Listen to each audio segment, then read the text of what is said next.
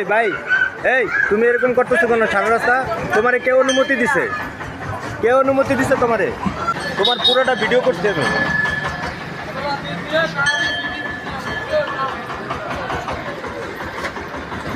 তুমি যদি হাতি না পালতে পারো হাতি জঙ্গলে ছাড়িয়ে দেবা।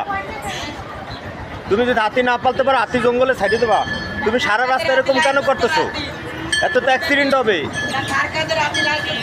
এত তো অ্যাক্সিডেন্ট হবে ভাই, এত তো অ্যাক্সিডেন্ট হবে, মানুষ মরে যাবে তোমার এই হাতির পাততলে পড়া।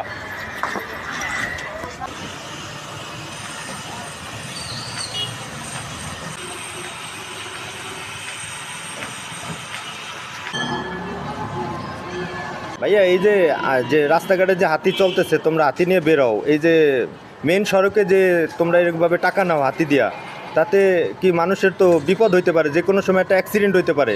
তা এইভাবে নেও কেন, কি সমস্যা?